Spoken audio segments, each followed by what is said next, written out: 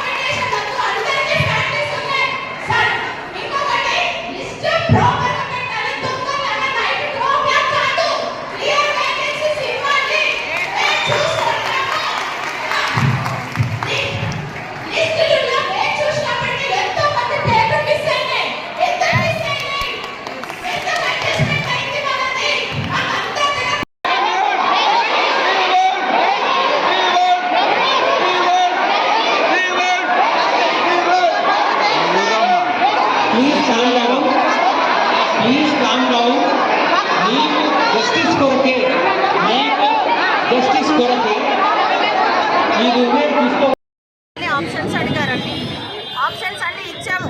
ఈరోజు కౌన్సిలింగ్ అని పిలిచారు. వచ్చేలోపు లిస్టులన్నీ మారిపోతున్నాయి. ఆ లిస్టులో సీనియారిటీ లిస్టులు అని చెప్తున్నారు. ఒకరోజు పేరు ఉంటుంది, గంటకే పేరు తీసేస్తున్నారు. మరి వాళ్ళకి ఇష్టమైన చోట్ల పోస్టింగ్స్ ఇస్తున్నారు.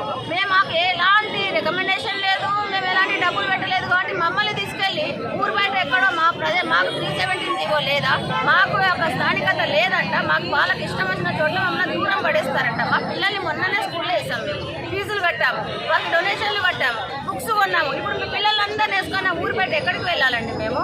మరి చేసేది ఏదో పారదర్శకంగా మాకు రీజనబుల్గా చేయండి. చిన్న పిల్లల్ని మొన్ననే జాయిన్ అయిన పిల్లలందరినీ సిటీలో పెట్టుకుంటాడంట.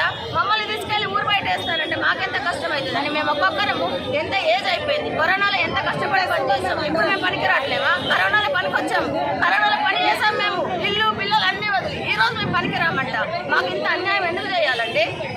పొద్దున్న నుంచి కూర్చొని ఉన్నాం, ఊర్లలో చేసి వచ్చాం. ఎక్కడంటే అక్కడ మేము చేస్తాం, కానీ అక్కడ లేదండి. మా ముందే అన్యాయం జరిగింది. ఎలిజిబిలిటీ లేని వాళ్ళకి తీసుకొచ్చి వాళ్ళు ట్రాన్స్ఫర్ ఇచ్చారు. అది కూడా ఫోకల్ నాన్ ఫోకల్ అన్నారు. మరి తీసుకొచ్చి మళ్ళీ సిటీ సెంటర్లో వాళ్ళకి ఇచ్చారు. మరి మాకు న్యాయం ఎవరు చేయాలండి? అందుకే మేము రోడ్డు ఎక్కాం. ఈరోజు మా బాధను ఎవరు పట్టించుకోవడం లేదు. కాబట్టి మేము ఇక్కడ నిలబడి మేము నిరసన వ్యక్తం చేస్తున్నాము. ఆ యొక్క సీనియారిటీ లిస్టును మార్చాలి. ఎలాంటి ప్రలోభాలకు పోకుండా న్యాయబద్ధంగా మాకు అందరికీ ట్రాన్స్ఫర్స్ ఇవ్వండి. మరి ఇంకానండి, మేము ఒక్కొక్కరు 30 years నుంచి పనిచేస్తున్నాం. ఒక్క ప్రమోషన్ లేదు మాకు. మరి వేరే డిపార్ట్మెంట్లో ప్రమోషన్స్ ఇచ్చి ట్రాన్స్ఫర్లు ఇచ్చారు. మాకు మాత్రం డైరెక్ట్ ట్రాన్స్ఫర్ అంట. తర్వాత ఇస్తాంకో ప్రమోషన్స్ అంటారు. ఇదే పద్ధతి అండి. ఎన్నిసార్లు మేము ట్రాన్స్ఫర్స్ తీసుకోవాలా? ఒకసారి జనరల్ ట్రాన్స్ఫర్, ఇంకోసారి ప్రమోషన్ గురించి ట్రాన్స్ఫర్. దీని విషయంలో మరి స్పందించాలి గవర్నమెంట్. మాకు న్యాయం చేయాలని మేము కోరుకుంటున్నాం.